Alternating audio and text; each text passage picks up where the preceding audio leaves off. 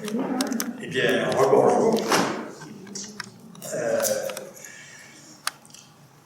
Aujourd'hui, c'est pas moi qui travaille, c'est Paul, mais pour ceux qui sont déjà venus plusieurs fois, on suit le même fil pour le moment, qui tourne autour des questions de racisme.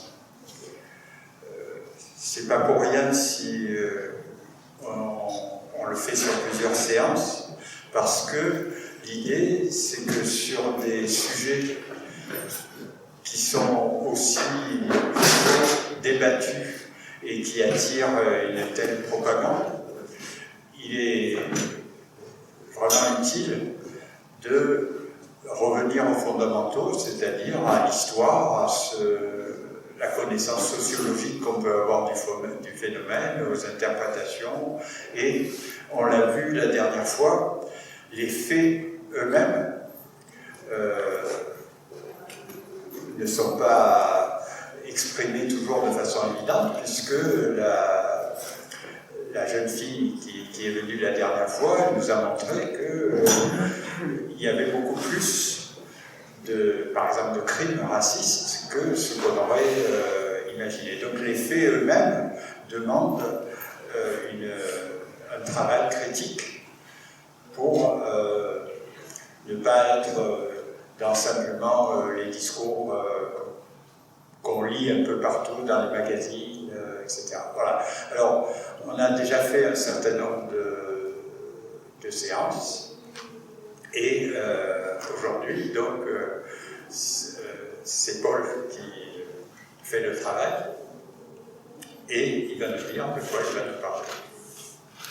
Merci André. Donc, dans cette séance, je vais d'abord commencer par un petit rappel conceptuel issu justement des 4 premières séances, et puis je vais m'attacher à développer ensuite 3 points. D'abord, qu'est-ce qu'on sait des phénomènes d'intolérance et de racisme dans la société française d'aujourd'hui? Et de ce point de vue, quelques progrès ont été faits dans la dernière période. Nous avons des chiffres, nous avons des indicateurs concernant les opinions, les préjugés de type raciste dans la population et leur évolution finalement depuis une trentaine d'années. Ensuite, une des implications de ces opinions, c'est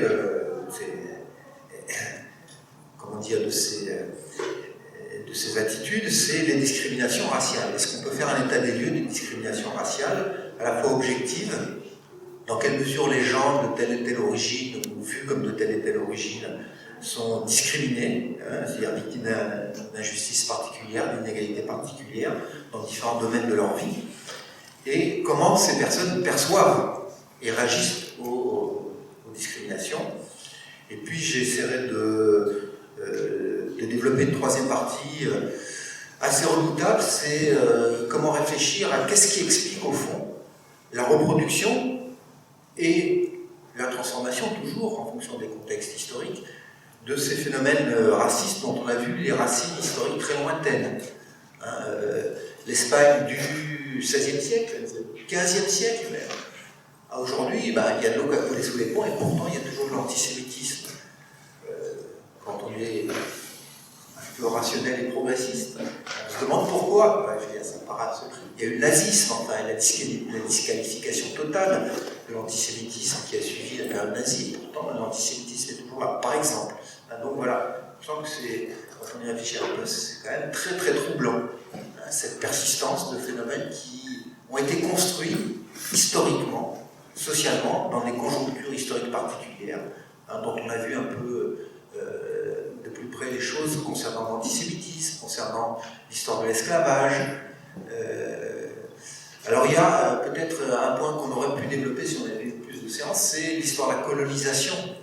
La colonisation qui, historiquement, en gros, a succédé à l'esclavage et qui s'est traduite pour nos colonies françaises, par exemple, par l'invention d'un statut de sous-citoyen qui était l'indigénat, avec des variantes locales selon les colonies.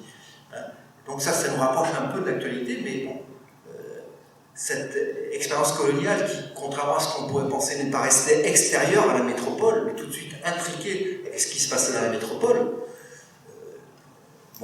Il aurait fallu, peut-être que l'an prochain, on pourra revenir sur ce phénomène historique de la colonisation et de ses séquelles aujourd'hui. Et puis, on conclurai en 2 mots sur comment faire face.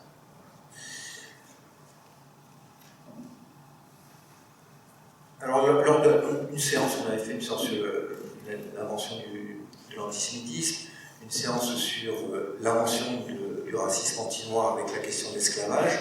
Ensuite, on a eu une séance sur les libérations, les abolitions d'esclavage, sur lesquelles André a beaucoup insisté pour dire que ça devait nous rendre optimistes sur les possibilités de sortir de ce genre d'épouvantable situation.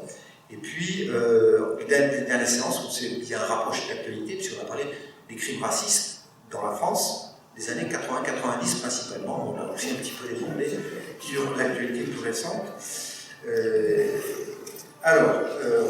On utilise en permanence ces mots, tout le monde n'est peut-être pas venu depuis le début, donc je vais rappeler qu'est-ce qu'on entend et qu'est-ce qu'on n'entend pas quand on parle de racisme, de race, de racisation, de racialisation.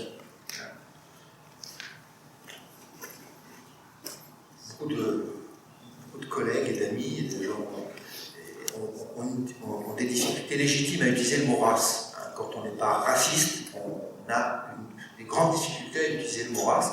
Et Rachida Abrahim a bien repris cette idée. C'est très difficile d'utiliser ce mot-là, qui est extrêmement injuriant et stigmatisant, si on pense qu'utiliser le mot race, c'est être raciste. Donc évidemment, on utilise le mot race avec André, et on considère qu'on est encore plus antiraciste que les antiracistes qui refusent d'utiliser le mot race. Vous voyez un peu le problème, c'est compliqué. Le racisme et la race semblaient complètement disqualifiés, notamment après l'épisode nazi. Et pourtant, dans les années 50-60, le racisme n'a pas disparu dans la société française. Il y a une formule devenue célèbre d'une grande philosophe anthropologue, Colette Guillaumin, qui disait « La race n'existe pas, certes, mais elle tue ». Alors tout est dit là. C'est-à-dire, objectivement, il n'y a pas de race humaine, il n'y a pas de différence biologique suffisante entre les espèces humaines, y compris du point de vue des phénotypes, qui légitimerait une hiérarchie. On verra que cette idée, d'ailleurs, est largement reprise dans l'opinion. Par contre, elle tue. C'est-à-dire que des gens qui ont des représentations racisantes de leur environnement social peuvent être amenés à des passages à l'acte qui sont des passages à l'acte racistes, c'est-à-dire qu'on va tuer des personnes au nom de leur appartenance supposée à une essence. Une essence qui se transmet de génération en génération. On a beaucoup insisté là-dessus avec André. La racisation et le racisme naît d'une essentialisation d'un groupe humain par d'autres, généralement dominants, plus nombreux, mais pas toujours, qui considèrent que, définitivement, et de père en fils et de mère en fille, dans cette espèce essentialisée, il y a des traits qui se transmettent. Et donc, il n'y a qu'une seule solution, l'assimilation, c'est-à-dire la négation totale des identités héritées. Donc, derrière, va être tout de suite l'actualité du débat. Assimilation ou intégration, pas du tout la même chose. La seule solution, c'est soit l'assimilation, soit l'extermination. On a vu dans l'histoire, l'antisémitisme, l'esclavage, jusqu'où pouvait aller cette essentialisation de l'autre. Alors, je crois que c'est ça qu'elle va revenir. L'essentialisation et la biologisation, finalement. Et même si on parle de préculturel, c'est la biologisation qui est derrière, qui est la transmission. Alors, à partir de là, racisation, c'est donc ce dont je viens de parler, l'essentialisation d'un groupe humain par un groupe dominant, généralement on n'est pas toujours majoritaire. La racialisation, bon, c'est pas un mot que j'utilisais très souvent, mais du côté des spécialistes, c'est encore plus large, parce que si on réfléchit un peu, s'il y a des groupes racisés, il y a des groupes qui ne sont pas racisés. Et ces groupes qui ne sont pas racisés, qu'ils le veuillent ou non, ils ont petit ou grand privilège par rapport aux groupes racisés. Bon, à partir du moment où il y a des groupes qui sont racisés, il y en a qui ne sont pas racisés, auxquels on ne pense pas en général, et qui sont des groupes dominants. Ce qui amène certains à utiliser cette expression qui est un peu polémique et qui est difficile à utiliser, je ne le dirai pas beaucoup, pas du tout ce soir, par exemple, celle de privilège blanc. Alors, ça vient des États-Unis, mais Mais c'est l'idée que s'il y a des gens qui sont discriminés, ben, il y a des gens qui sont relativement à cela privilégiés. Ça peut être des privilèges infimes, hein, auxquels sont très sensibles les gens qui, dans les classes populaires, sont les plus proches des racisés. Eh ben, eux, ils ne sont pas racisés, ils sont blancs, ils ont le privilège blanc. Hein.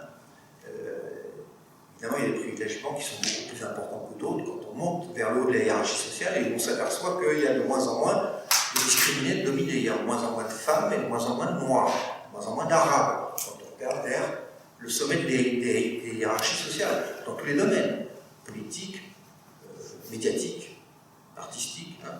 Voilà, c'est un phénomène de ce que les féministes ont mis à jour, c'est qu'il y a l'idée d'un plafond de verre, c'est qu'on ne le voit pas, mais à un moment donné, on est stoppé, par exemple, dans les possibilités de promotion. Et tout ça, ça peut s'objectiver dans les chiffres.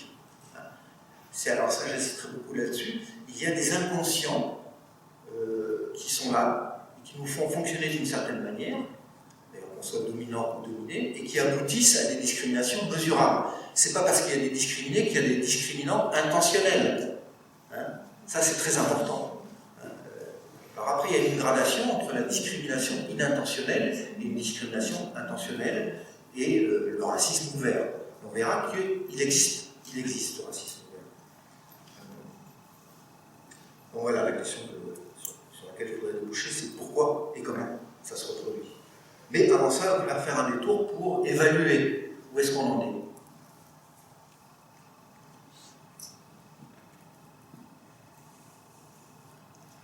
Alors, on a la chance de bénéficier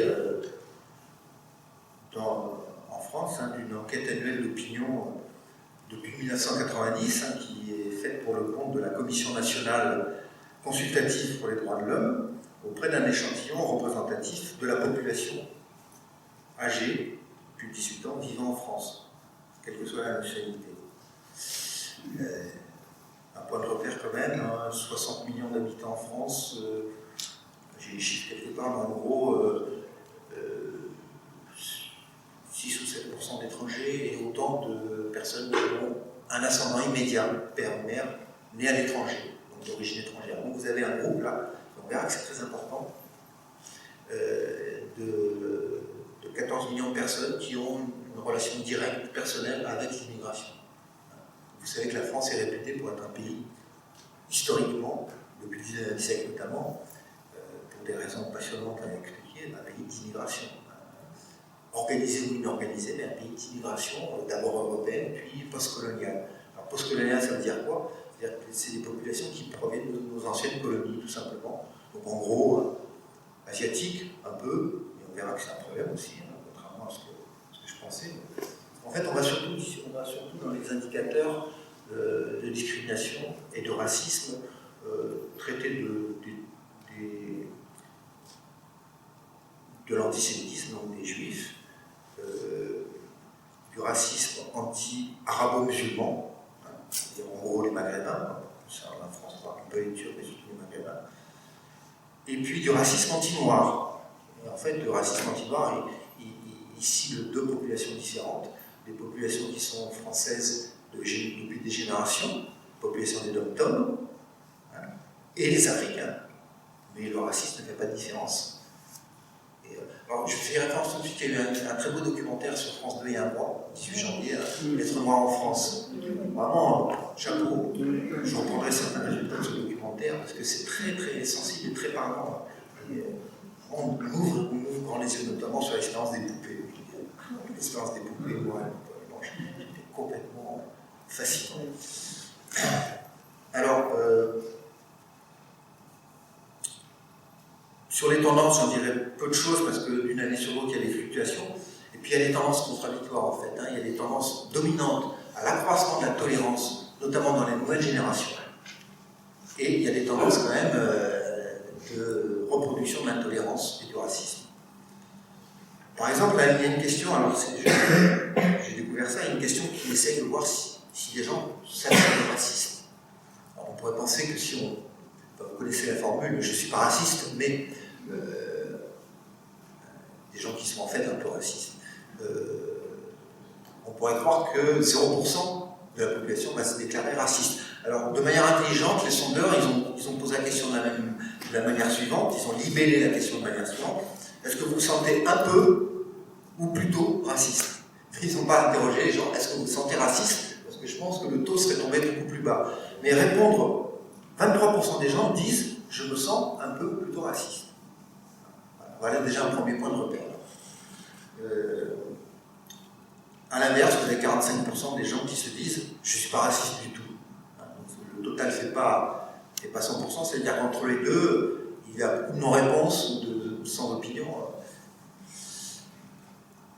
Après, on verra éventuellement comment se distribuent ces réponses en fonction des appartenances sociales, en fonction du niveau de diplôme notamment. C'est les deux principaux critères qui font varier les attitudes par rapport aux étrangers ou perçus comme étrangers. C'est la position sociale et le niveau de diplôme et l'orientation politique aussi, hein, très très fortement.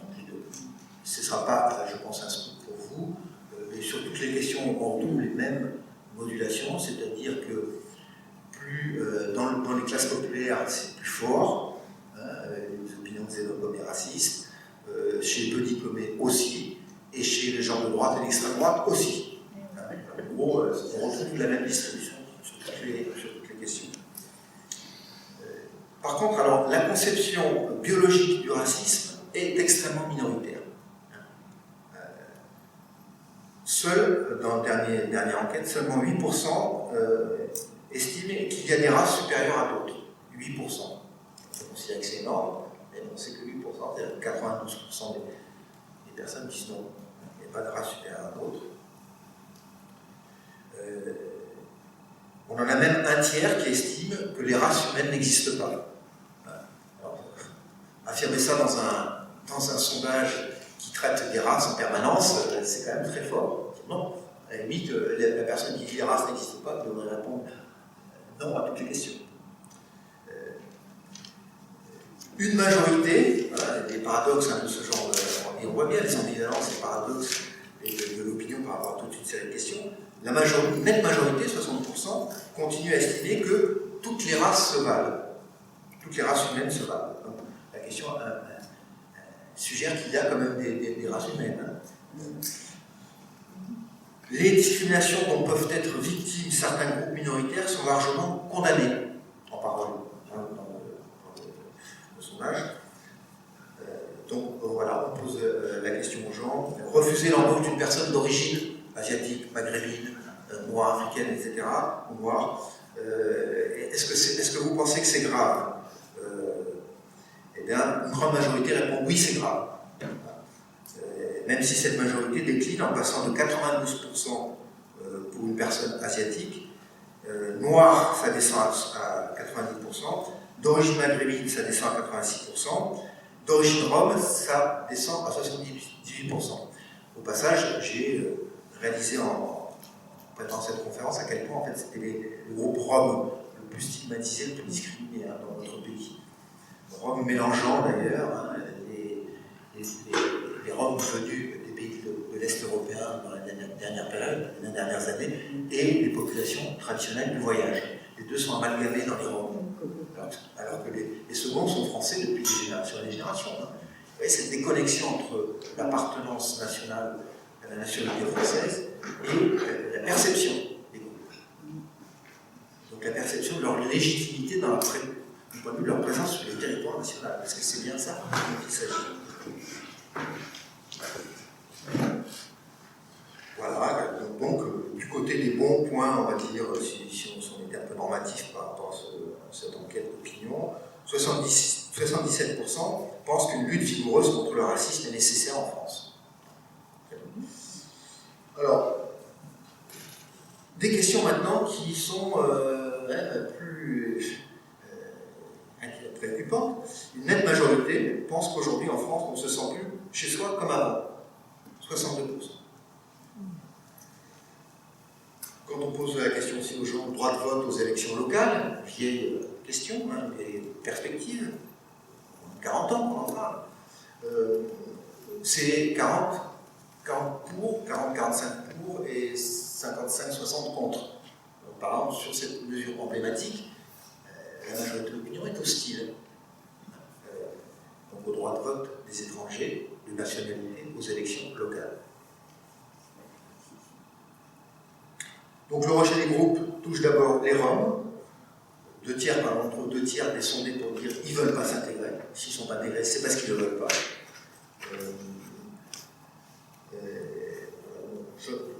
Donc je passe pour ne pas être trop long sur toute une série d'indicateurs, mais pour insister sur cette ambivalence quand même. Le racisme est toujours là, le rejet d'un certain nombre de groupes hiérarchisés est très fort encore, mais il y a des points sur lesquels la tolérance est acquise. Voilà.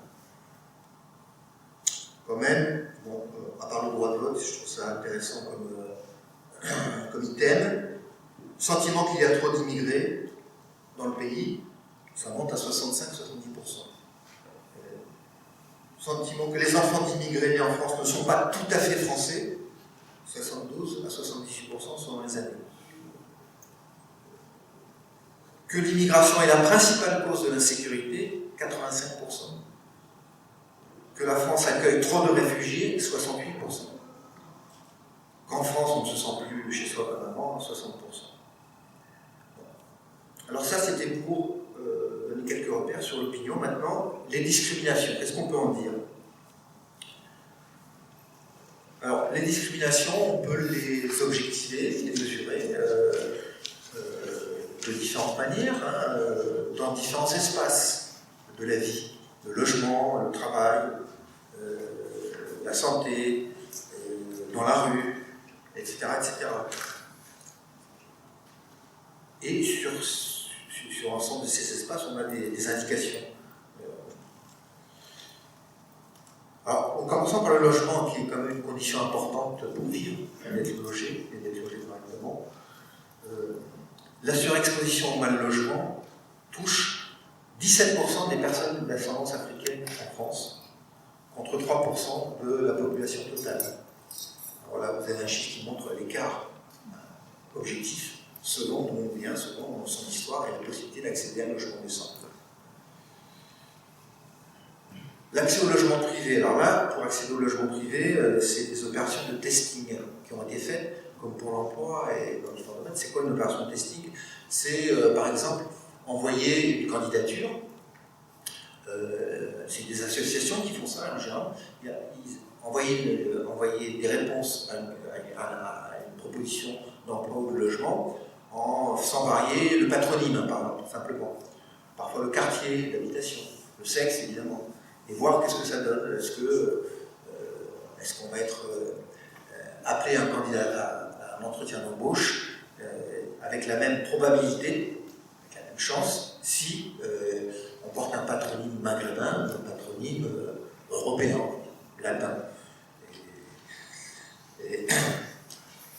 Donc là, ça permet de mesurer la discrimination. C'est-à-dire 30%, par exemple, 30% de probabilité moindre d'être appelé pour un entretien d'embauche suite à une annonce. Alors, pour l'accès au logement privé, les testings montrent une probabilité plus faible de l'ordre de 30% d'avoir un premier rendez-vous avec des propriétaires particuliers ou une agence si vous avez un nom à consonance maghrébine ou africaine. Pour le travail, en fait, ça va être un peu du même ordre. L'emploi, l'accès à l'emploi ou concernant la carrière, c'est un des secteurs où les discriminations sont les plus fortes. D'ailleurs, ça représente une grande partie de l'emploi des saisines auprès du défenseur des droits, plus de la moitié. Alors, des testings ont été faits pour les demandes de stage, 20% de chance en moins si on a un nom à consonance maghrébine, 30% de chance en moins d'être contacté suite à une candidature en réponse à une offre d'emploi, un peu moins quand il s'agit d'emplois dits en tension ou qualifiés, quel que soit le sexe. Et il faut rappeler au passage que déjà, de grands secteurs d'emploi sont fermés aux étrangers. Vous ne pouvez pas rentrer en principe dans la fonction publique si vous avez la nationalité étrangère. C'est une vieille donnée juridique. Il y ce camp, en tout cas, pour moi, c'est associé à la création de la fonction publique républicaine. Bon, pareil, différentiel de salaire, phénomène d'ethnicisation de certains segments du marché du travail extrêmement défavorisés. Si vous observez un peu autour de vous, bon, aussi bien, alors avec une sexuation des emplois, c'est-à-dire par exemple aide-soignante, aide à domicile, vous allez trouver une surreprésentation très forte des femmes d'origine africaine. Par contre, comme agent de sécurité ou dans la cuisine des restaurants marseillais, c'est très sombre la peau. C'est-à-dire que c'est beaucoup une population d'origine d'Afrique noire, masculine cette fois. Alors voilà, il faut faire un petit développement sur le harcèlement policier qui a été étudié quand même de près et expliqué, c'est-à-dire qu'à partir du moment où c'est un point sur lequel je n'avais jamais réfléchi, je ne sais pas vous, mais comment expliquer ce qu'on appelle les contrôles faciès, c'est-à-dire la très forte surreprésentation des jeunes qui ont une certaine allure et qui sont basanés ou noirs dans les contrôles de police. Une des explications, c'est les orientations qui sont données par le ministère de l'Intérieur en termes de chiffres pour les expulsions d'étrangers. Or, pour un policier de base, il a plus de chances de trouver une personne en situation irrégulière sur le territoire national s'il va avoir un jeune maghrébin ou un jeune à la peau sombre qu'une personne âgée, blanche comme nous tous. Voilà, une des explications. Alors, du point de vue des discriminations vécues maintenant,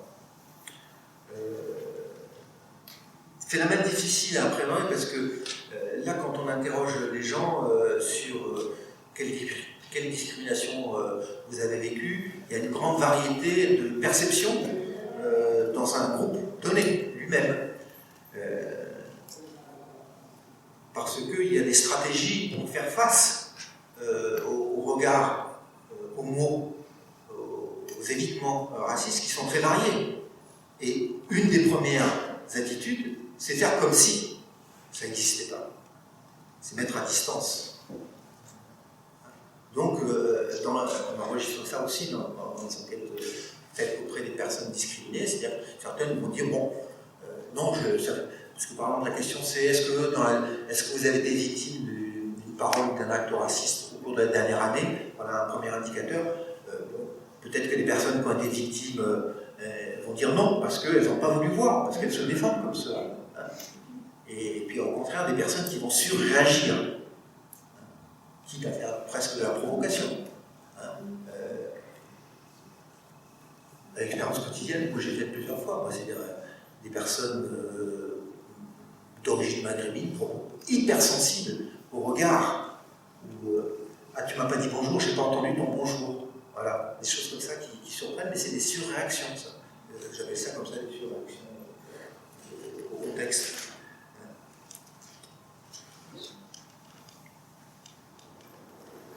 Alors, il y a eu une grande enquête dont on a beaucoup parlé dans les milieux spécialisés il y a un peu plus de 10 ans, faite par l'Institut national d'études démographiques et par l'INSEE, l'Institut national des statistiques et des études économiques, qui ont fait beaucoup parler d'elle dans notre milieu, les sociologues, en particulier parce qu'il y a tout un débat sur la question de comment on mesure les origines et les appartenances.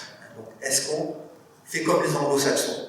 En Angleterre, aux États-Unis, il y a des questionnaires dans lesquels on demande aux gens de s'auto-identifier dans telle et telle catégorie, et dans la France républicaine, pour l'instant, on ne veut pas en entendre parler, et on essaye de trouver d'autres moyens pour quand même repérer dans ce genre d'enquête les personnes d'ascendance étrangère. Donc on interroge sur vos parents sont nés, où est-ce qu'ils sont nés, français ou étrangers, etc. Donc on arrive quand même à approcher le phénomène, et en particulier cette enquête va cibler sur ces fameux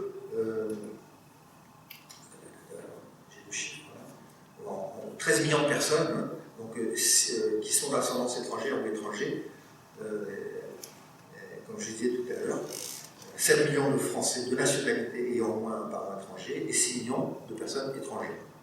Ça fait 13 millions de personnes. Donc cette enquête va se cibler il va poser des questions spécifiques à ce groupe-là, pour savoir si ces personnes vivent ou non des discriminations.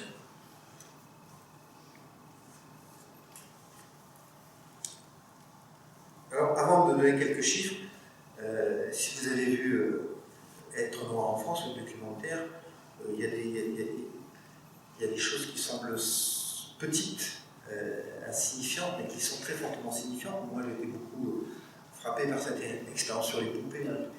Les poupées noires, poupées blanches. Je demande aux petites filles, hein, pas que aux petites filles, il y a des garçons aussi, laquelle tu préfères? Alors ça nous vient des États-Unis, hein, c'est des expériences qui avaient été faites dans les États-Unis juste après, je pense, pendant la période de ségrégation. Et invariablement, c'est le blanc qui est préféré, y compris par les petites noires, malgré tout. Donc la profondeur de la construction imaginaire symbolique du blanc comme supérieur au noir, c'est très fort.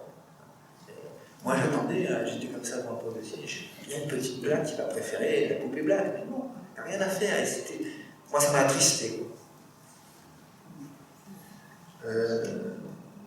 Autre exemple, on trouve ça aussi dans la littérature qui s'intéresse à ces questions, il y a un exemple assez proche d'ailleurs dans ce documentaire, c'est une femme noire, énarque, qui est une juriste de haut niveau, je crois, hein, qui travaille pour la Cour de cassation, quelque chose comme ça, et qui répète l'expérience quand elle est accompagnée avec un blanc, je crois, elle dit « mais on me prend pour la secrétaire ». Et là, voilà, c'est très fréquent. Des femmes noires diplômées, qui sont effectivement très attentives à ça, systématiquement on les prend pour, si elles sont avec un homme,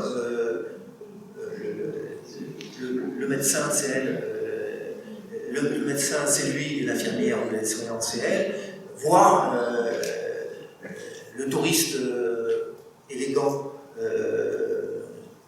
C'est une expérience qui a été faite aussi pour une femme noire dans des hôtels de luxe. Vous êtes avec une prostituée, quoi. La femme, l'épouse noire, etc., aussi diplômée, voire plus que son mari, est prise pour une prostituée.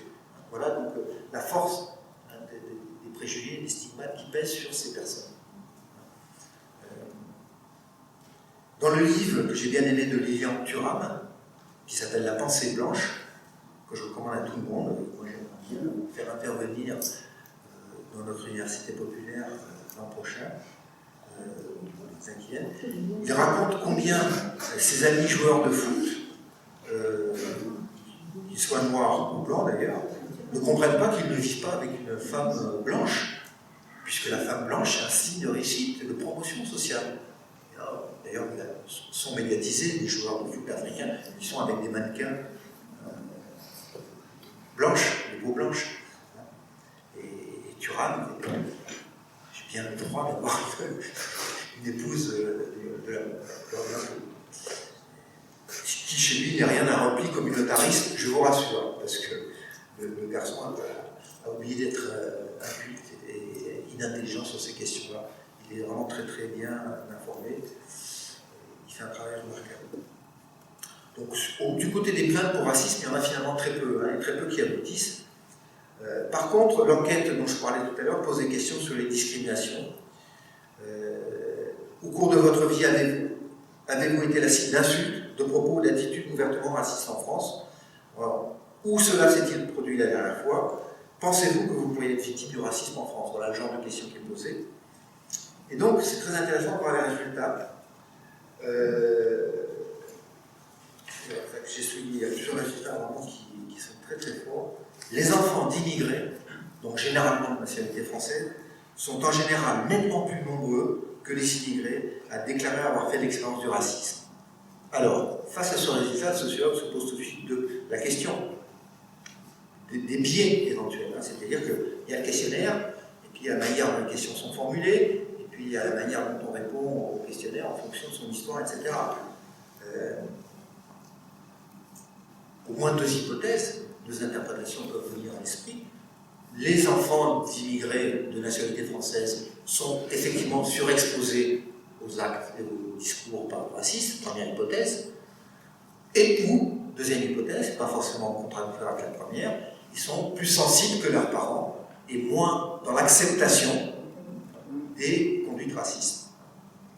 On peut mettre ça au débat. Alors, on retrouve la gradation dont j'ai fait tout à l'heure sur la hiérarchisation des groupes discriminés en France, avec les robes tout en haut et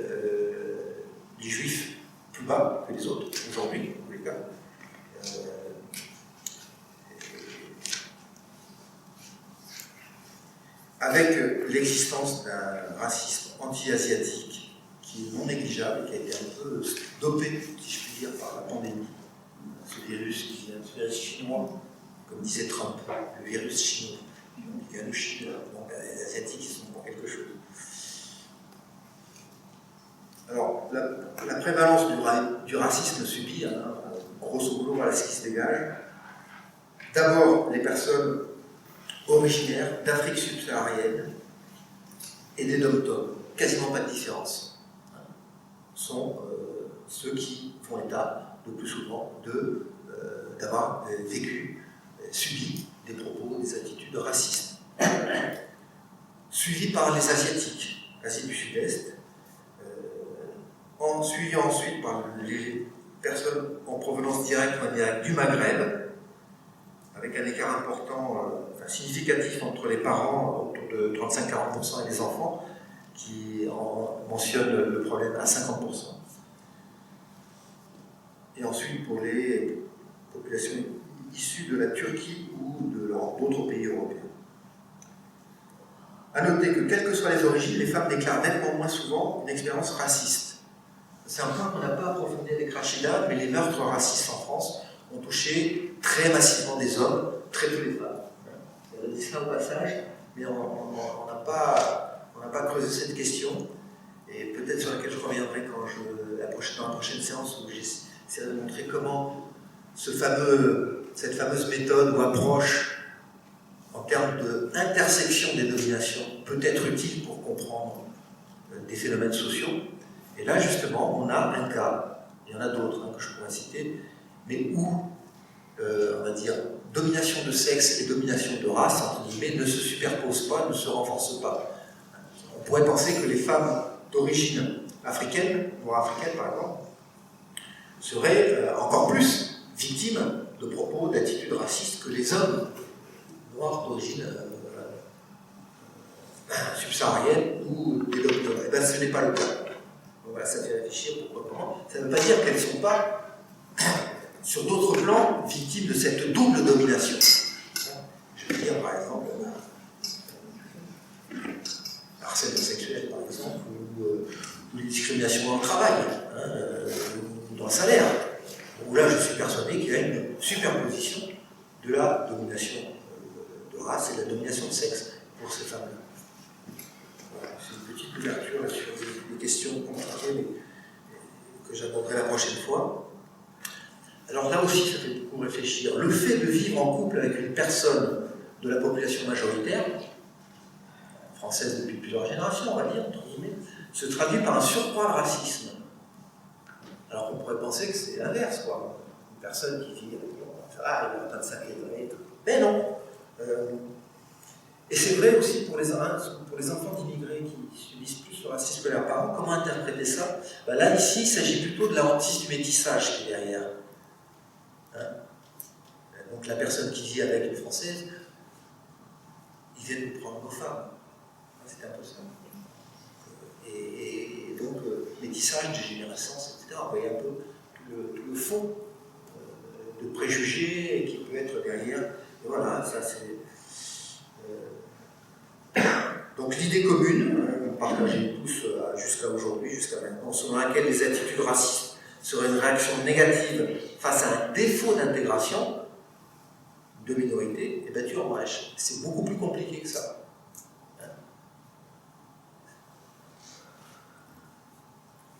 Alors j'en viens maintenant mon troisième point. Comment interpréter la reproduction et l'évolution du racisme et des discriminations. Et là, je vais vraiment ouvrir le débat parce que c'est des questions sur lesquelles il y a des personnes très, très compétentes qui ont beaucoup travaillé depuis longtemps, mais c'est des questions qui sont très controversées, très débattues, donc je vais y aller un petit peu doucement, quoi, et puis en ouvrant le débat. Je n'affirme pas les choses comme ça en étant complètement sûr. Bon, la première chose quand même, c'est que la question du racisme et des discriminations raciales n'est pas une question française. D'un certain point de vue, elle est peut-être un peu plus forte en France, mais encore que, il faudrait voir de près. Ces deux grands auteurs que j'ai relus brièvement pour cette conférence, Étienne Balibar et Emmanuel Wallenstein ont sorti un livre en 1988, mais déjà, donc il y a près de 40 ans, Race, Nation, Classe, les identités ambiguës, qui part sur le constat de la montée du racisme dans la plupart des pays dans les années 80. Hein. Donc c'est pas une question d'actualité pure, c'est une sorte de renouveau, d'un renouvellement de ces phénomènes depuis une quarantaine d'années, les années 80. Alors qu'est-ce qui s'est passé dans les années 80? C'est ça qu'il faut interroger après. Depuis, à mon avis, ça n'a fait que croître et embellir, en tous les cas, en direction de certaines populations, notamment depuis, je disais à la fois, depuis 2001, les attentats contre le Trade Center.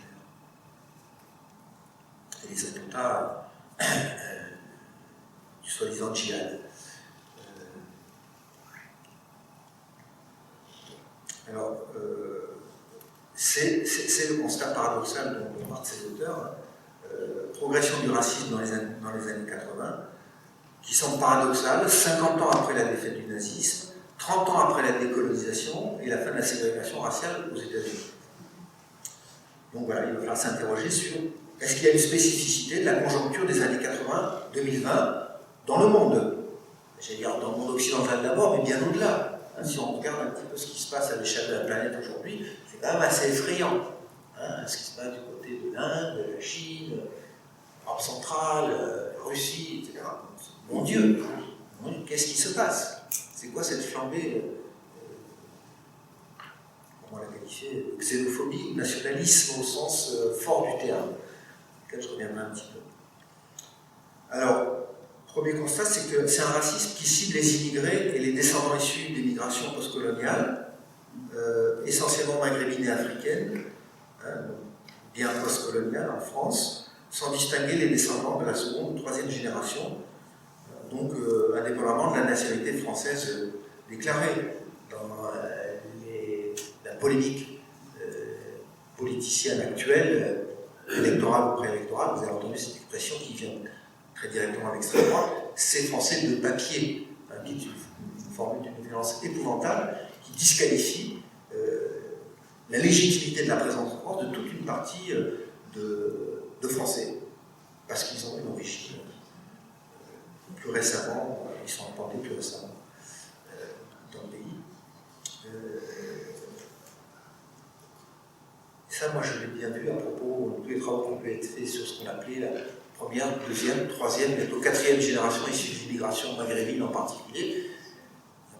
Quand est-ce qu'on va arrêter? À quelle génération on va arrêter? C'est un symptôme. C'est-à-dire que quelle que soit l'ancienneté de présence sur le sol national, quelle que soit l'intégration effective, je donnerai quelques indicateurs en termes d'accès au bac, de mariage mixte, etc., vous êtes enfermé dans ce stigmate de ne pas être français, au fond, puisque vous êtes encore issu. Une personne qui est issue de l'immigration italienne, depuis 2 générations, jamais enfermera dans un tel stigmate.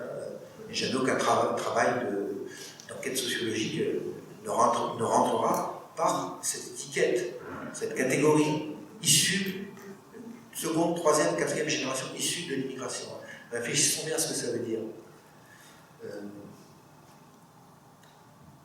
Donc, j'ai évoqué l'autre fois aussi, il y a une médiation islamophobe incontestable qui joue un rôle important comme discours légitimant l'impossible intégration de certaines populations, notamment depuis les attentats, d'abord à New York, puis en France.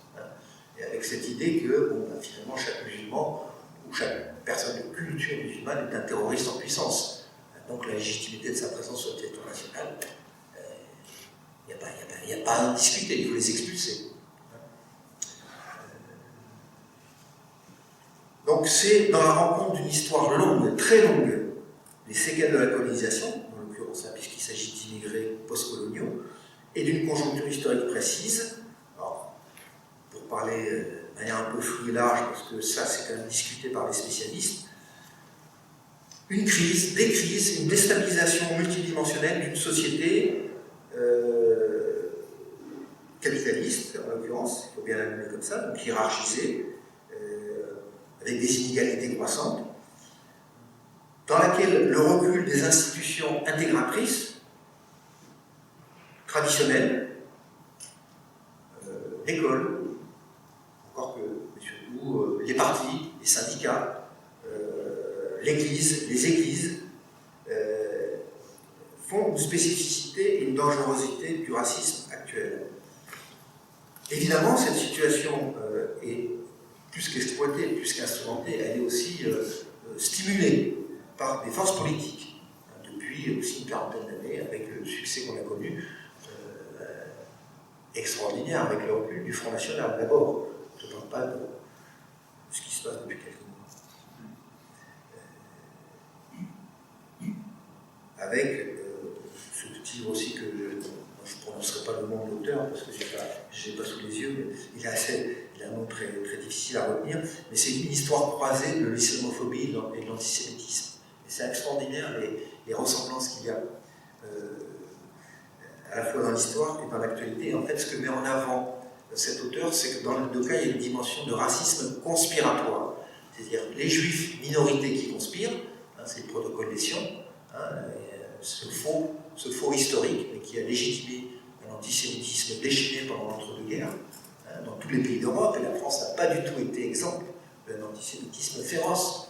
Ça n'a pas été réglé par l'affaire Dreyfus. Il faut voir la poussée de l'antisémitisme qu'il y a eu dans la France des années 30, surtout. Comme par hasard, au moins, il y avait une crise aussi importante. Et l'islamophobie, c'est un racisme conspiratoire aussi, mais sur le mode de l'invasion. Là, ce n'est pas une minorité qui nous menace, une minorité qui est aux commandes, dans une vision complotiste des malheurs du monde. Les malheurs viennent d'une minorité juive, mais qui va récupérer en plus une certaine sensibilité anticapitaliste en stigmatisant les juifs et l'argent, les juifs banquiers, dans les années 30, c'est ça, l'antisémitisme. C'est ça qui va faire sa force aussi, c'est qu'il va récupérer un certain anticapitalisme.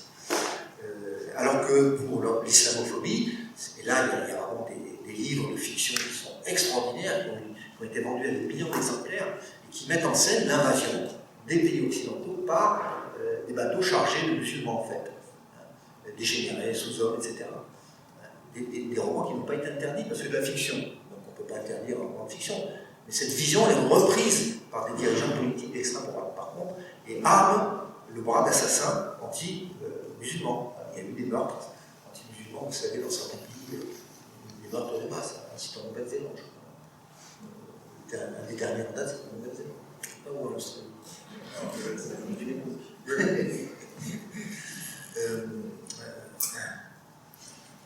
Avec cette idée, donc toujours pareil, essentialisation, inassimilabilité, altérité culturelle ou religieuse radicale.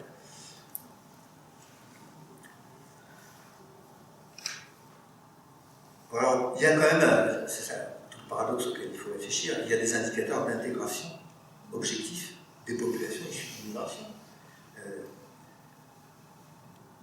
55% des descendants immigrés arrivés avant l'âge de 6 ans sont aujourd'hui bacheliers. C'est quand même un indicateur d'intégration. Même si évidemment il y en a moins dans cette sous-population que dans la population moyenne. C'est quand même. Voilà.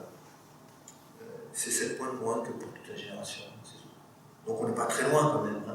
Donc c'est vrai qu'il y a des ratés de la scolarisation, qu'il y a des problèmes, etc. Mais bon, quand on prend un peu de recul, c'est pas si catastrophique que ça. J'avais vu des chiffres aussi sur les mariages mixtes. La majorité se marie avec des personnes qui ne sont pas immigrées de la première ou de la deuxième génération. Donc c'est l'idée d'une intégration, mais une intégration asymétrique. C'est-à-dire positive sur le plan culturel, scolarisation, mariage, etc., mais problématique sur le plan économique, discrimination économique, et sur le plan social, puisqu'il y a encore du racisme qui affecte fortement dans différents domaines objectifs et subjectifs ces populations. Donc, ce qui rend évidemment les victimes de cette situation particulièrement sensibles. Et ça va peut-être faire donner un éclairage aux mobilisations antiracistes de la part des discriminés qui se sont transformées avec le temps, ces mobilisations collectives antiracistes, parce que, j'ai déjà dit un peu avant, on peut être plus sensible au phénomène quand on est français, et quand on a grandi en France avec, dans un milieu socialement ou racialement, entre guillemets, mixte. Alors, je vous suggère 6 interprétations avant de terminer. Ça va, je suis je ne m'étais dit pas plus d'une heure. Je trouve que c'est un maximum. Qu'est-ce qui s'est passé dans les années 80? Qu'est-ce qui se passe depuis les années 80? Donc, j'ai dit, il y a des racines historiques profondes, inconscientes, qui sont là, et qui ne demandent qu'à être activées, manifestées. Elles sont latentes, diraient les sociologues, elles peuvent devenir manifestes dans des conjonctures qui le favorisent. Mais pour être un peu plus précis, ces racines historiques, elles sont parfois pas très anciennes. La colonisation, la fin de la guerre d'Algérie, c'est quand? C'est hier, en 62. La fin de la guerre d'Algérie, l'arrivée, les Algériens sont venus en France bien avant. Il y avait, dans la région de Marseille, dans des usines de raffinerie de sucre qui s'appellent des raffineries sandwich, je ne sais pas si elles existent encore, peu chères, avec toutes ces usines qui ont disparu, non? Et ben, il y avait une vieille population qui était là, je me rappelle, j'en étais là-bas, depuis les années 20. Donc c'est le patronat qui faisait venir, qui organisait là, cette immigration économique pour ses propres besoins. Le dernier zoo humain en France, dans une exposition coloniale, c'est quand? 31. C'est pas très vieux. Hein. La présence massive de statues dans l'espace public qui sont des gens dont on apprend qu'ils ont été d'abominables esclavagistes et contestés, discutés depuis quand? Seulement quelques années. Nous ne l'avions pas vu. Je ne l'avais pas vu. La statue de, comment il s'appelle, le grand Colbert, qui a quand même été, on ne l'apprend pas à l'école. Moi, je n'ai pas appris à l'école l'existence du Code noir. Le Code noir qui organise, légalise, juste, légitime l'esclavage en 1600 et quelques, c'est Colbert aussi. Hein. On n'en parle jamais dans les livres scolaires, on n'apprend pas ça, l'histoire du petit français, quelle que soit leur origine. On apprend que Colbert, c'est un grand constructeur de fortifications. Ça, oui, tout le monde le sait. Au jeu des 1000 euros, c'est imbattable. Par contre, le Code noir, moi j'ai appris son existence il y a quelques années. Je suis confus, quoi. Alors c'est quand même énorme. Le Code noir qui a organisé, géré l'esclavage, puis ensuite il y a eu le Code. Pour les indigènes dans les colonies, c'était le Code de l'indigénat, donc il n'y a pas de nom associé, il n'y a pas de nom propre associé à ce code, mais aussi le Code de l'indigénat, dont je regrette qu'on n'ait pas encore eu le temps de parler, mais tout ça, c'est très profond, et c'est surtout d'autant plus profond que c'est évacué de la mémoire officielle, de l'histoire officielle. Donc il y a la commission Benjamin Stora qui fait des propositions intéressantes par rapport à ça. Il n'y a pas un seul musée de l'esclavage et de la colonisation en France sur 2000 musées, alors que des villes comme Nantes, Bordeaux, Paris, pour mesure, ont fait leur richesse sur le sang des esclaves. Et ce n'est débattu dans l'espace public que depuis quelques années. Et c'est débattu dans l'espace public sous l'impulsion de mouvements qu'on peut trouver trop radicaux, trop excessifs, ce que vous voulez, mais enfin des mouvements hyper légitimes. Imaginez-vous, issus de ces pays-là, issus de ces peuples-là, de ces peuples esclavagisés ou colonisés, et dans l'histoire officielle, vous n'avez pas de place. Et les crimes qui ont été commis auprès de vos ancêtres n'ont aucune place dans l'histoire officielle. Quelle violence! Quelle violence! C'est une négation de notre existence. Hein. Donc que ça fasse retour, c'est une bonne chose. Hein. Et j'espère que ça va produire des effets, on pourra faire de l'histoire officielle, de musées, etc. Donc c'était pour insister un petit peu là-dessus. L'histoire, c'est pas seulement l'histoire de l'inconscient collectif antisémite qui se balade comme ça quelque part, c'est une histoire qui s'incarne, qui se matérialise dans des choix, statuts, musées, livres d'histoire. Hein. C'est très matériel tout ça. C'est des supports matériels de notre imaginaire. Deuxième hypothèse, deuxième causalité, je voulais parler aussi de la guerre sans nom, de la guerre d'Algérie, de la reconnaissance très tardive de la rafle du Veldiv par Jacques Chirac comme une responsabilité de l'État quand même, certes de l'État vichiste, mais de l'État. C'était les policiers qui ont arrêté les juifs pour les envoyer dans les champs à gaz, c'était des policiers français, pas des policiers. Ça fait froid dans le dos, quoi, je veux dire. Attendre encore, c'était quand le discours de Chirac? C'est hier, quoi, je veux dire, pour cette reconnaissance. Vous voyez l'importance, quand même. Alors, ce qu'on appelle la crise, c'est pas seulement une crise économique, c'est pas seulement le chômage. C'est une crise sociale, politique, culturelle, beaucoup plus profonde. Et c'est à l'intérieur de ça qu'il faut penser le racisme. Et les phénomènes de bouc émissaire, et les phénomènes de revalorisation d'une identité nationale fantasmée. L'identité nationale, il faut rappeler que la nation se construit, c'est une notion politique qui se construit historiquement à partir d'un certain nombre de récits, véridiques ou non véridiques, et qui provoque peu à peu, qui constitue peu à peu un sentiment d'appartenance nationale. Et qui passe par des tas de choses. Donc, crise, repli sur une identité nationale plus ou moins fantasmée, ça va de pair. Donc, à partir du moment où il y a un phénomène de repli sur on est chez nous, qu'est-ce qui fait commun entre nous, c'est très pratique de désigner des autres qui, je crois, ne sont pas comme nous et ne méritent pas, dans cette situation très compliquée, très difficile, de faire partie des nôtres, finalement. Voilà. Cela dit, chez Étienne Balibar notamment, il y a une très grande prudence par rapport au refus de faire une relation causaliste, mécaniste, entre crise et développement du racisme. Il dit c'est quand même beaucoup plus compliqué que ça. Mais enfin bon, il y a bien quelque chose de cet ordre-là qui fonctionne. Au passage,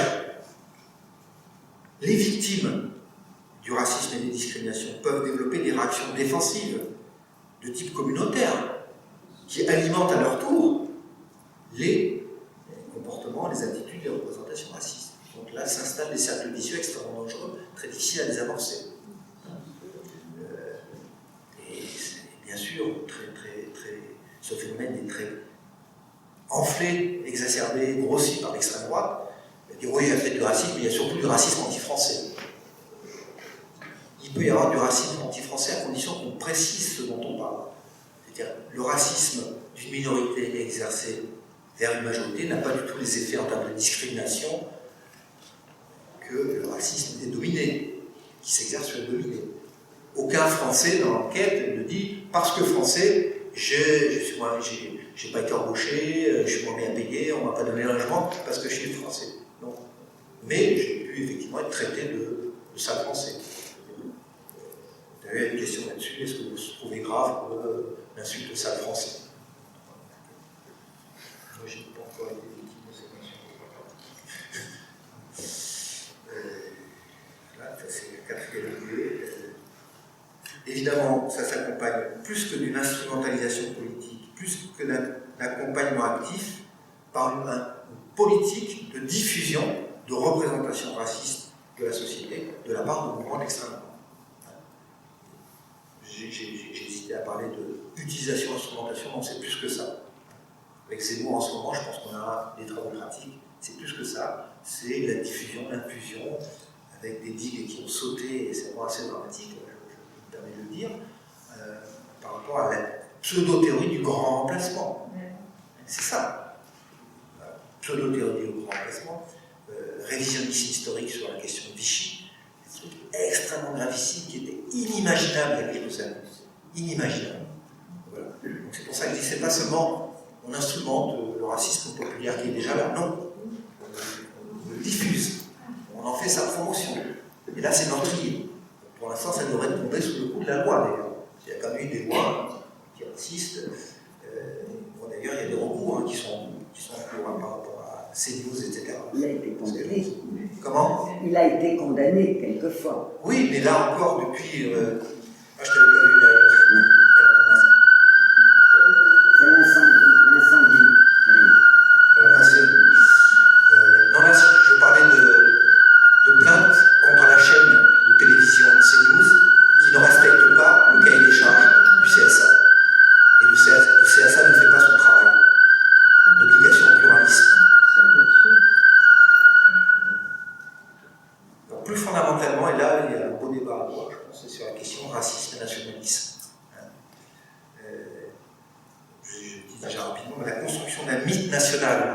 titre d'un livre de l'historienne Suzanne Citron, Le mythe national, la construction du mythe national, nos ancêtres les Gaulois, etc.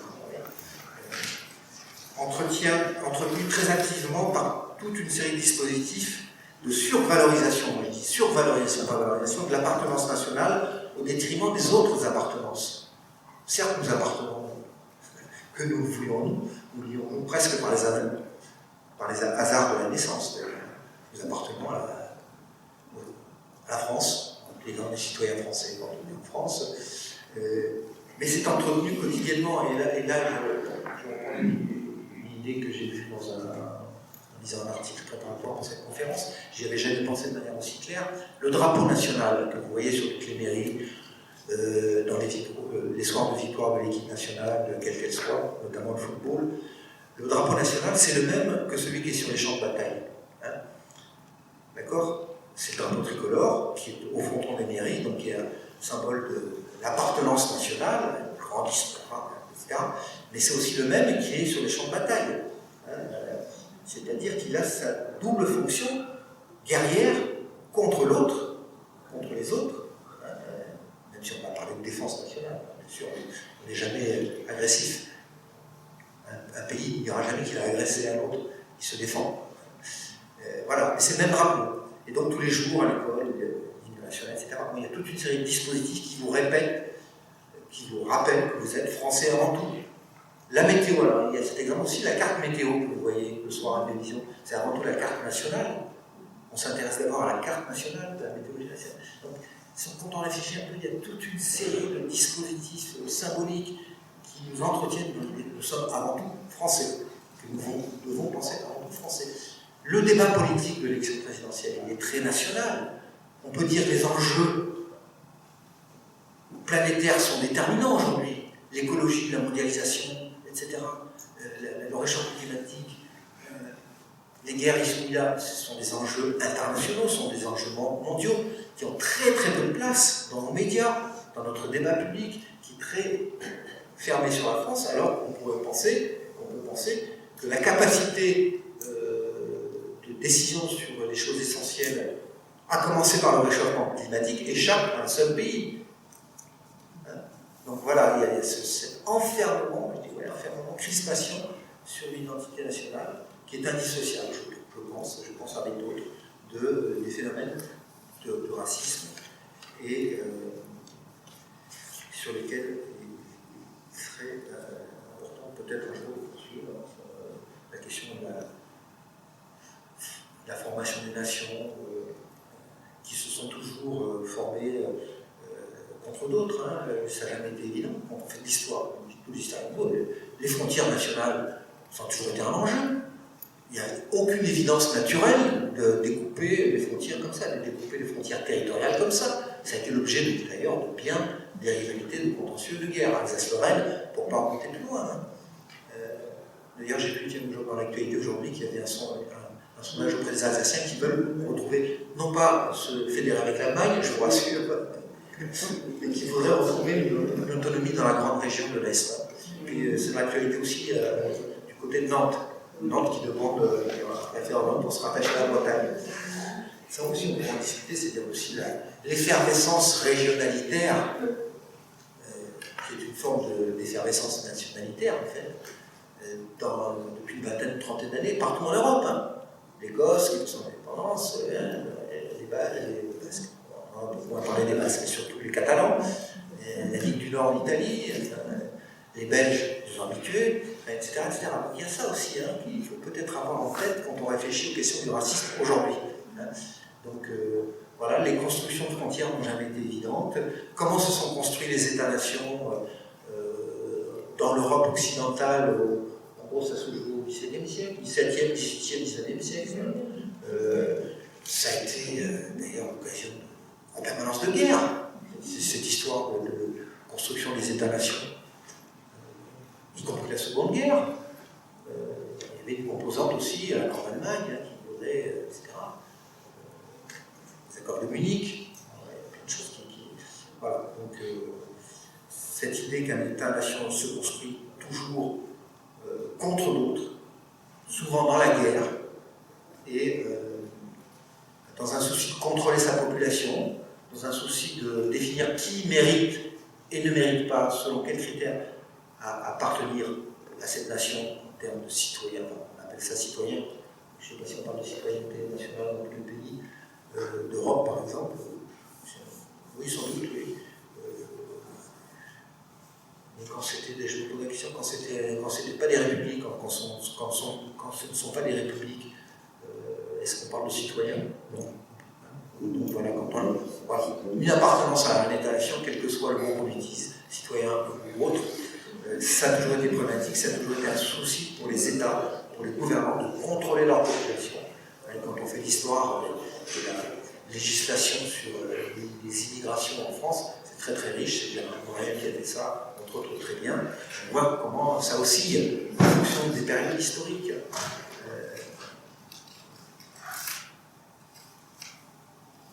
Par exemple, voilà, c'est au XIXe siècle, une des raisons pour être extrêmement prudent sur l'attribution de la nationalité française à des étrangers, c'était la peur, parce qu'avec la nationalité française, vous faites votre service militaire, donc vous rentrez dans l'armée, et si vous êtes un Allemand, par exemple, je prends cet exemple au hasard, vous êtes un traître en puissance. Donc, vous voyez comment la question se noue là. Voilà, contrôler qui et à quel âge et comment, à quelles conditions peut être citoyen pour la Troisième République, par exemple en France, c'est se poser la question aussi de qui va pouvoir aller sous les drapeaux, qui va pouvoir tenir des armes à la main, avec cette peur de l'ennemi de l'intérieur toujours. Il y a l'ennemi à l'extérieur, mais il y a l'ennemi à l'intérieur qui nous menace. On a parlé du juif, c'est vraiment cette figure typique de l'ennemi de l'intérieur qu'on ne sait pas reconnaître. Comment les reconnaître sinon en leur imposant un insigne? C'est l'étoile jaune. Et avant c'était avant l'étoile jaune, mais il y a longtemps c'était la rouelle jaune. Qui a toute une histoire. Voilà, donc je m'arrête là. On peut discuter un petit moment. Simplement, je vais vous dire deux mots pour terminer. Il y a eu des grandes mobilisations. Enfin, je vais rentrer dans l'histoire de comment faire face à ça. Comment faire. J'ai à mes côtés André qui est très engagé depuis longtemps dans la Ligue des droits de l'homme, qui pourrait intervenir aussi dans la discussion, mais on oppose par exemple, c'est très caricatural, mais il y a eu, depuis la Seconde Guerre mondiale, des associations antiracistes,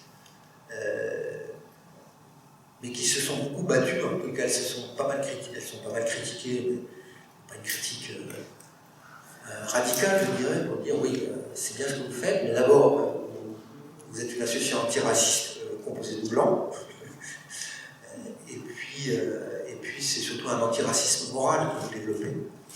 Et ce qu'il y a de nouveau depuis les années 80 aussi, la marche pour l'égalité des droits qu'on a appelée suite à un article de Libération, la marche d'Eber en 83, 100 000 personnes, beaucoup des jeunes issus de l'immigration maghrébine, pas tellement des immigrations à l'époque subsahariennes, qui font irruption dans l'espace public en disant ça suffit, on est discriminé, on veut des droits, etc. Donc il y a un certain nombre de revendications qui sont satisfaites, d'autres non satisfaites, et surtout, c'est comme si ce mouvement n'avait guère de lendemain. Donc il y a pas mal d'historiens du temps présent, de sociologues qui se sont interrogés sur la question, mais comment se fait-il que la gauche en particulier était incapable pas de récupérer, mais de prendre appui sur cette nouvelle génération qui s'engage autrement et sur d'autres causes pour les promouvoir à des postes de responsabilité politique, par exemple, dans les élections, etc. Grande question, ça ne s'est pas fait en tous les cas. Or, ce qu'il y a de neuf depuis cette parenthèse qui se referme peut-être un peu ces dernières années, c'est que, suite à des violences policières, ou à des assassinats, enfin, oui, des assassinats, des meurtres, de jeunes, noirs en particulier dans la région parisienne, il y a, au moment du meurtre raciste aux États-Unis et de la mobilisation Black Lives Matter, c'est-à-dire les vies noires comptent. Après, il faut réfléchir à ce slogan, qu'est-ce qu'il veut dire, les vies noires comptent. Il y a le comité pour vérité et justice pour Adama en France qui mobilise autour de la reconnaissance de cette affaire, de ce crime, qui a mobilisé aussi, je crois, 40 ou 50 000 une personne à Paris, noir, maghrébin et blanc. Alors ça c'est très intéressant, c'est-à-dire que là, il y a des discriminés, des moins discriminés qui manifestent ensemble. Donc ça me paraît prometteur, et à mon avis c'est à suivre. Voilà, parce que je ne me résignerai pas personnellement, malgré tout, à dire qu'il n'y a rien à faire. Voilà. Merci de votre attention.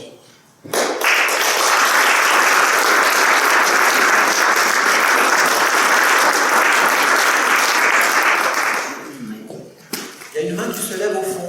Oui, j'amène juste une toute petite précision. En fait, dans les nouveaux livres d'histoire, le code noir existe bien et bien précisé au collège. Enfin, je recommence, mais au collège, en fait, dans les enseignements d'histoire, maintenant, il y a quand même une précision. Les collégiens apprennent ce qui est Colbert, l'existence du code noir, et cette ambiguïté qui a mené à l'existence du code noir, c'est-à-dire en fait que l'argument du initiateur du code, c'était de réglementer les droits des propriétaires, en fait, pour... c'est très ambivalent ce que je dis, hein, mais pour essayer de régler par la loi les différents et d'éviter des usages disproportionnés. C'est tout à fait collectif ce que je dis, hein, mais voilà, c'était l'argument initial. Et dans les manuels... C'était vrai aussi. Oui, c'était vrai aussi. Mais dans les manuels, en fait, aujourd'hui au collège, par exemple, les collégiens étudient donc le commerce triangulaire et le fait que, effectivement, Colbert a réglementé avec justement cette nuance explicative de dire qu'il y a eu un argument posé pour réglementer, mais il faut s'en extraire au regard du traitement. Est-ce que vous savez depuis quand le code noir a été introduit dans les manuels scolaires? Non, je ne sais pas.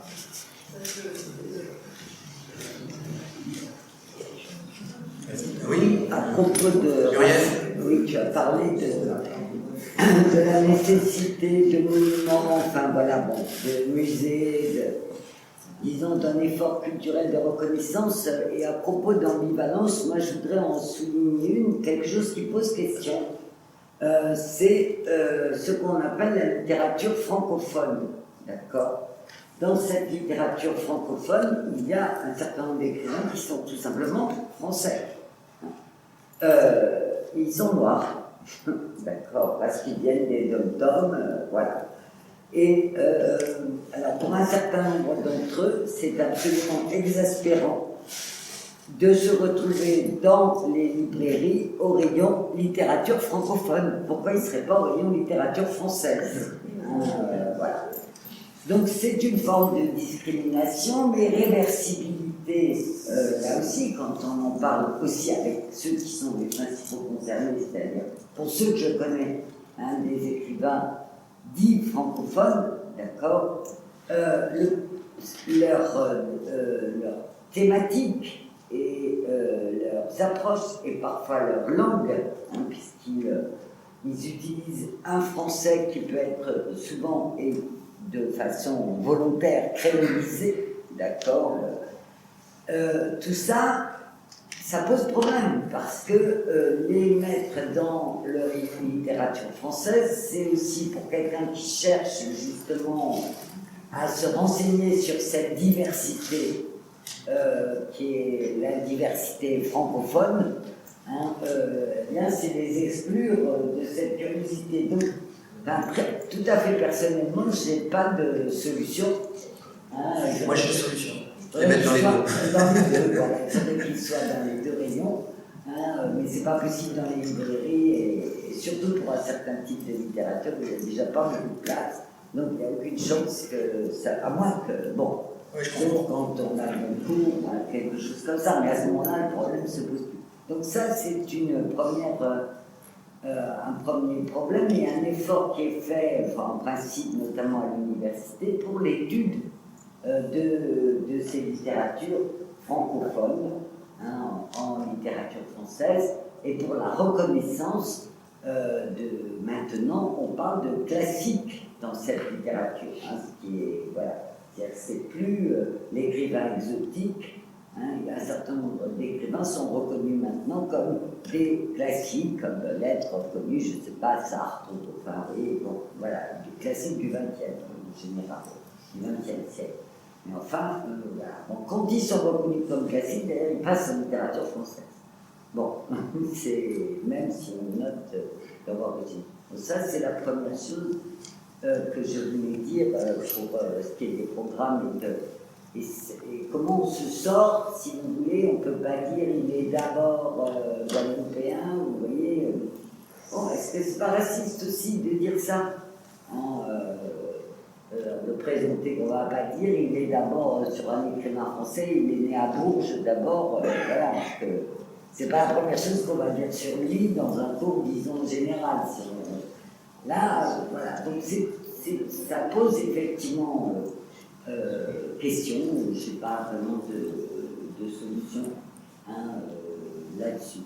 L'autre chose que je voudrais dire, qui m'a frappé aussi sur l'esclavage, c'est que le racisme, comme tu l'as dit, se mondialise. Moi, parce que je connais cette culture, je suis extrêmement sensible à la façon dont dans les Émirats arabes sont traités les Indiens et les Népalais. C'est non seulement une exploitation, mais totalement, l'esclavagisme est presque un mot faible, d'accord, c'est proche de l'extermination, dans la construction qui se fait pour la Coupe du Monde de football. Il y a un certain nombre de reportages là-dessus, et rien ne se passe. Et ils sont esclavagisés et racisés, et c'est légitimé par le fait qu'ils ne sont pas musulmans. Donc ils peuvent mourir. C'est pas grave. D'accord ? Alors bien entendu, il y a aussi la condition sociale, notamment les Népalais. Le Népal, c'est très pauvre. Ils sont importés en échange d'un salaire absolument ridicule, mais qu'ils envoient quand même à leur famille. Voilà, ils lavent dans des trucs où il fait 70 degrés la journée. Et voilà, ce type de questions, dans le monde, pose vraiment la question pour moi aussi de ce que c'est que le racisme, d'accord ? C'est-à-dire, tu as dit tout à l'heure, les gens à 60 ou 65% sont contre, qu'on ne considère pas qu'une race est supérieure à l'autre, d'accord ? Dans ce que tu as cité, il y a une majorité de gens qui ne considèrent pas qu'il y a une race qui est supérieure à l'autre. Ça n'empêche pas qu'il y ait du racisme. D'accord ? Donc, cette contradiction.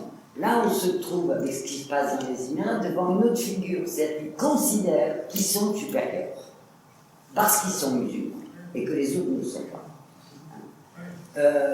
Donc, qu'est-ce que c'est que le racisme ? Là, c'est clair. C'est clair de dire, c'est clair et net. Effectivement, compte tenu de notre histoire, l'expression publique du racisme ne va pas jusque-là. Disons, à justifier que maintenant, bon, voilà, je ne sais pas, l'origine religieuse, on a plus l'impression que c'est une origine politique, de domination politique, etc. Mais pour notamment les Noirs, il y a des très beaux textes sur le fait que les Noirs n'ont pas vraiment d'âme. D'accord ? Ils ne sont pas vraiment. Ils n'ont pas d'âme. Il y a eu des débats. Il y a les Indiens. Et Montesquieu répond à ça de façon très drôle, en disant oui, comment voulez-vous qu'ils aient une âme blanche dans un corps tout noir ? Voilà. Je ne sais pas si c'est cette origine. Voilà. C'est deux choses à soumettre à la réflexion, et c'est un peu le racisme aujourd'hui, il est vraiment vivant. Meurtrier. On le voit aux États-Unis, on le voit en France sur certains incidents. Il y a des endroits où il est meurtrier de façon systématique. Systématique. C'est ce qui se passe dans les Émirats en ce moment, d'accord ? Au vu et su de tout le monde, et tout le monde va regarder la Coupe du Monde quand même. Bon, moi, ça me scandalise. Et c'est ce qui se passe aussi aux États-Unis quand on prend les statistiques. Voilà. Si je peux réagir là-dessus, moi ça me fait penser à. On a connu pendant très longtemps l'apartheid sud-américain. Il y a des intérêts économiques très puissants derrière quand même. y compris du côté de l'Occident. Oui, oui, Je veux dire, cette institution que je connais mal, mais que je n'hésiterai pas à qualifier très très négativement, qui organise la Coupe du Monde de foot, comment ça s'appelle, la FIFA, c'est ça, avec la corruption, c'est inimaginable. Pour moi, c'est absolument inimaginable qu'on ait laissé organiser la Coupe du Monde de foot dans ce pays-là. Et ça pose le problème de l'absence de régulation internationale sur toute une série de questions. J'ai le climat évidemment, mais aussi des événements comme cela. Je veux dire, comment peut-on déléguer, comment l'ONU, parce que ça devrait être l'ONU. Parce que normalement, ce qu'on appelle la communauté internationale peut-elle déléguer à une mafia, en fait, la FIFA, l'organisation d'un événement qui va mobiliser des milliards et des milliards d'euros ou de dollars. C'est inimaginable. On parlait des Jeux Olympiques aussi. Hein. Oui, tous les événements internationaux qui reposent en plus sur une compétition internationale qui développe à chaque fois quand même le nationalisme, le chauvinisme, etc. Donc vraiment, on n'est pas sorti de l'auberge. Et enfin, moi, ce qui me frappe, c'est quand même le contraste dans lequel on est entre le repli, l'exacerbation des sentiments nationaux, voire des guerres. On n'arrête pas de parler d'une imminente guerre entre la Russie et l'Ukraine, par exemple, en ce moment, pour parler de l'actualité, et la dimension mondiale des problèmes auxquels est confrontée l'humanité, quoi. C'est quand même un énorme problème, ça pourrait faire un thème pour une année de l'université populaire, celui-là à soi seul. Et excusez-moi, je réponds un tout petit peu à ce qui a été dit. Effectivement, un des problèmes qu'on rencontre par exemple quand on va dans des classes pour parler des droits de l'homme, c'est que chacun a son bon et son mauvais racisme. C'est-à-dire qu'il y a certains racismes qui sont perçus comme très graves, etc., mais certains autres qui ne le sont pas. Souvent, c'est le nôtre qui est perçu comme pas grave, mais ça peut être autrement. Et effectivement, par exemple, par rapport à l'exemple que tu donnais de l'Arabie Saoudite, les associations internationales qui défendent les droits de l'homme ont toutes réagi et condamnent toutes les formes de racisme. Par contre, c'est pas du tout ce que font les journaux, ce que font les hommes politiques, ce qu'il y a dans le discours courant, etc. Donc, je vais dans ton sens, le fait qu'il faut qu'on soit capable de condamner toutes les formes de racisme. La deuxième chose, là aussi ça va dans ton sens, c'est que pour la littérature, moi je me rappelle que quand je faisais des cours sur Rousseau, quand je disais aux gens qu'il était suisse, ça leur semblait tout à fait bizarre, parce que Rousseau, non, il est perçu comme français, mais il n'était pas non. Voilà. Excusez-moi. Oui, je reviens un petit peu au début de ce que vous avez dit sur le mot race. Le mot race a été supprimé de la Constitution il y a peu d'années. Et j'aurais bien aimé que vous en parliez, vous expliquiez justement ce paradoxe de la suppression de ce mot, alors qu'il revient relativement en force à la fois. Écoutez, derrière, c'est la question de l'universalisme républicain à la française, qui affiche des principes qui sont super, mais qui est en difficulté pour les mettre en application. Donc ça pose toujours problème. Ça n'a pas posé de problème pour l'absence de droit de vote des femmes jusqu'en 1945, hein, le fait qu'il y avait liberté, égalité, fraternité. Ça n'a pas posé de problème pour le statut de l'indigénat dans nos colonies. Liberté, égalité, fraternité, mais sous hommes, sous citoyens dans toute une partie de notre monde, des colonies françaises. Et donc le débat qui est derrière, c'est est-ce qu'il suffit de supprimer un mot? Alors évidemment, dans le mot, il y avait le mot qui est effectivement disqualifié, je le répète, depuis la Seconde Guerre mondiale, au moins dans notre tradition, puisqu'on a en tête le racisme biologique et hiérarchisant explicite des races. Quand on dit race, c'est ça la première chose qui vient. Donc c'est important de le combattre, ce racisme qui existe. Mais comme on n'arrête pas de le répéter du côté des sciences sociales, il y a des processus de racisation, qu'on le veuille ou non. Moi je voudrais bien qu'il n'y ait pas de processus de racisation qui amène à stigmatiser des groupes sociaux, hein, en termes de race. donc à les essentialiser. Donc derrière la sortie de ce mot de la Constitution, c'est ça, ou de Oui, la Constitution. ben, les gens disent c'est bien de sortir le mot, ce serait bien de sortir la chose. Voilà, en gros, c'est ça le débat. C'est pas parce qu'on biffe le mot race qu'on en finit avec le racisme. Alors, il y a eu un travail fait par un certain nombre de spécialistes. C'est sorti sous le nom Sans distinction de race, où il y avait Madeleine Auvergne, etc., qui ont réfléchi à qu'est-ce qu'on peut faire avec ce mot. Et leur conclusion, c'est que l'enlever ne suffit pas du tout. Ce qu'il faut, c'est chaque fois expliquer que ça ne correspond pas à une réalité, etc., mais sans enlever le mot, parce que le mot nous permet de percevoir l'idéologie qui est derrière, etc. Donc, curieusement, tous ces gens qui étaient antiracistes, au bout de leur travail collectif, ils ont dit c'est pas le mot qu'il faut enlever. C'est ça, c'est ce que dit Papendai, exactement. Enfin, il y avait l'idée à l'époque, il n'y avait qu'une seule race, la race humaine.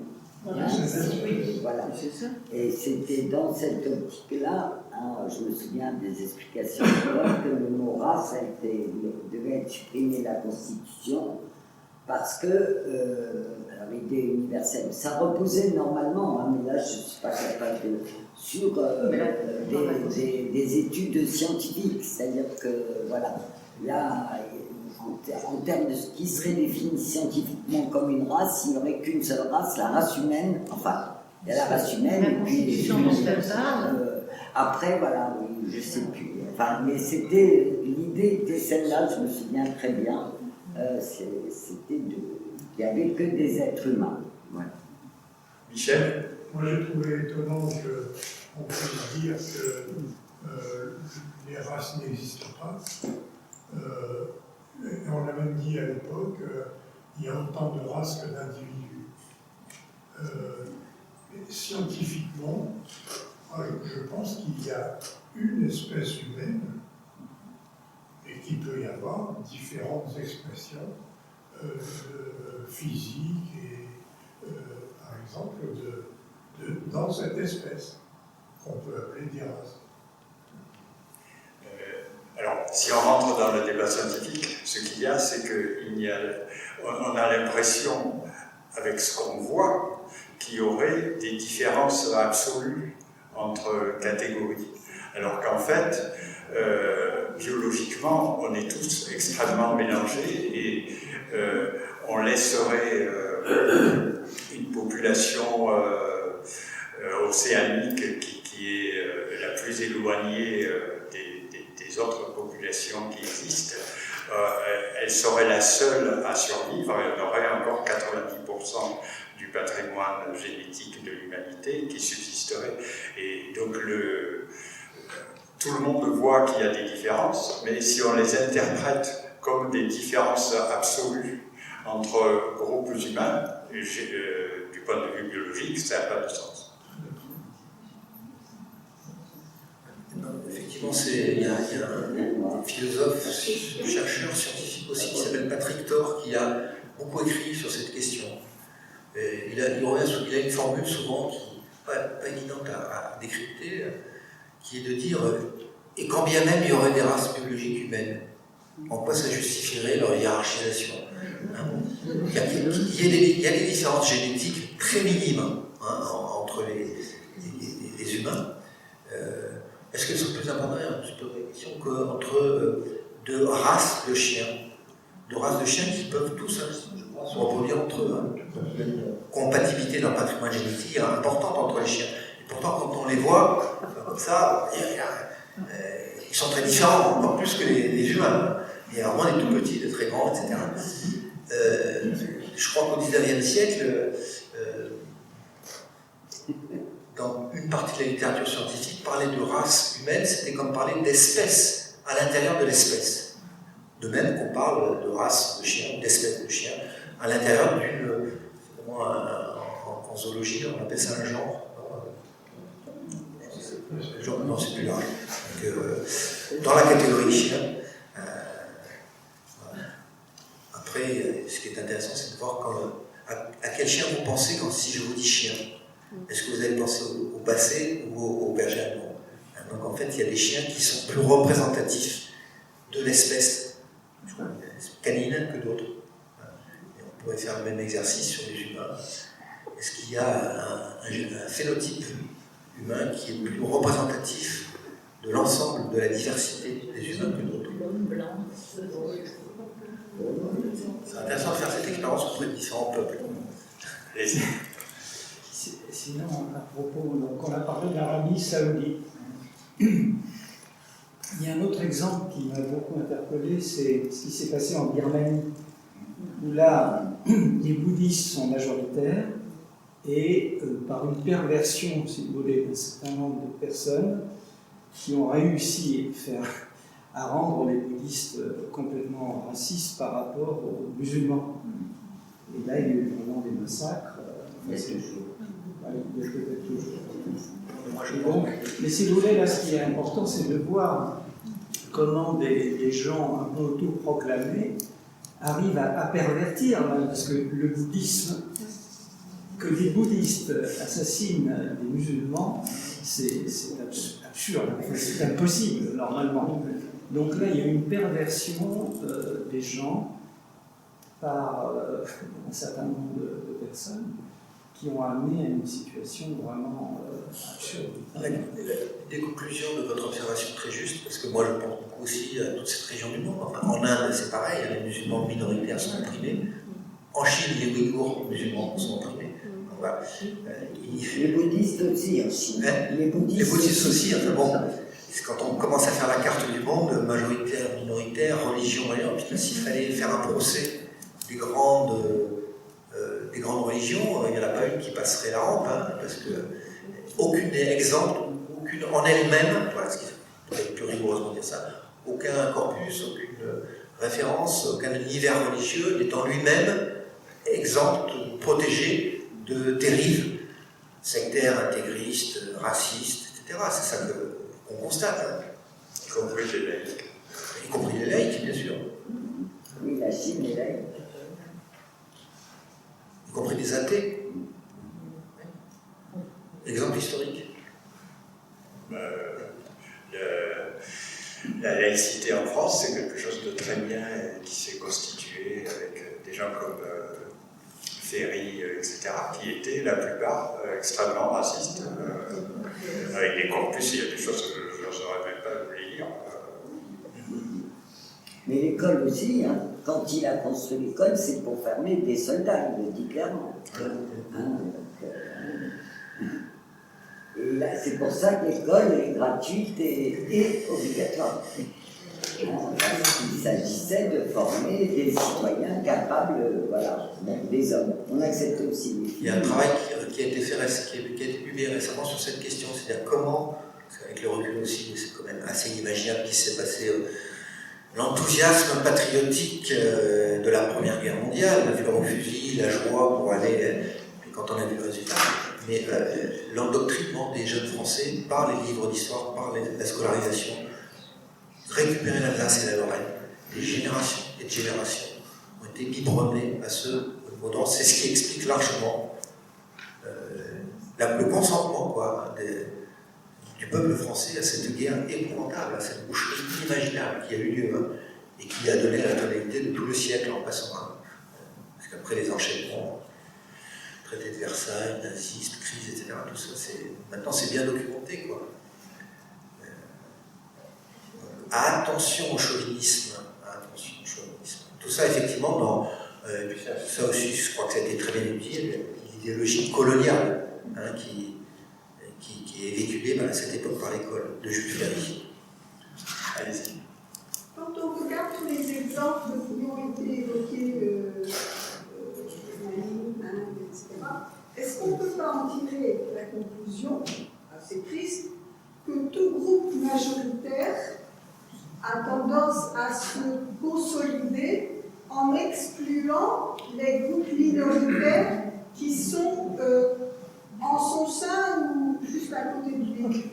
Est-ce que ce n'est pas un phénomène d'auto-renforcement que d'exclure les autres en termes de sociologie? Enfin, je ne sais pas, mais Je dis justement oui, c'est-à-dire qu'on trouve des tas d'exemples historiques. Ceci dit, l'histoire nous enseigne aussi que ça ne se passe pas du tout au même niveau. L'Allemagne nazie, la façon dont elle a renforcé le groupe majoritaire n'est pas la même que la France, par exemple, après 1945. Donc, il y a ce phénomène qui est comme un phénomène de groupe, mais il y a aussi la situation politique, les idéologies, l'économie, etc. qui jouent. C'est pas qu'une seule chose. Oui, il faudrait, je pense qu'il y a nul les compétences sur ces questions dans la salle, malheureusement, mais il y a sûrement des raisons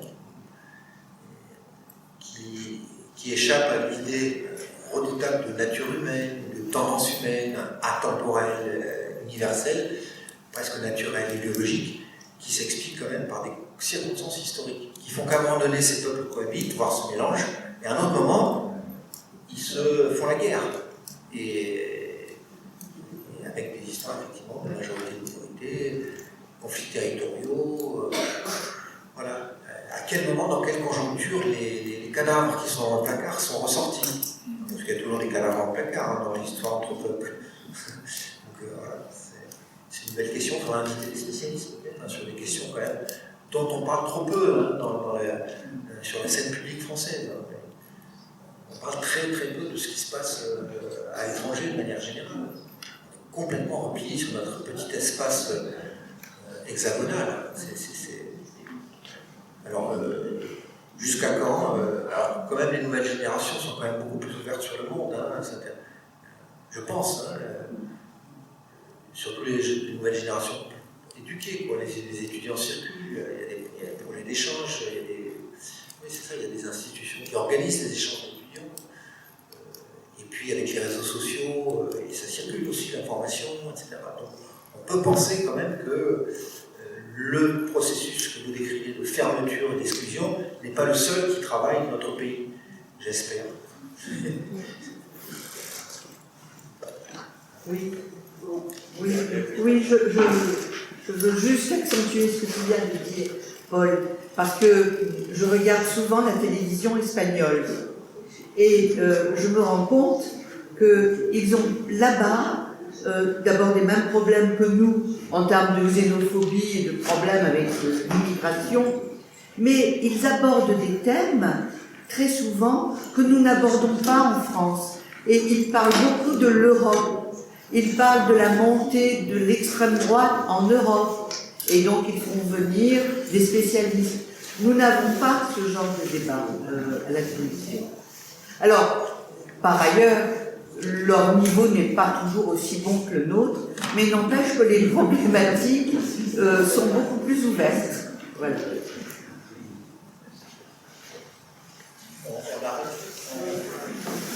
Nous, on a des chaînes spécialisées, Radio France Internationale, par exemple. Alors, il faudrait faire, ça c'est une belle question, voir comment les médias dans chaque pays sont plus ou moins ouverts sur le reste du monde. Merci pour votre attention. Je vous donne dans 3 semaines. On reviendra sur toutes ces questions. Je vous parlerai sans doute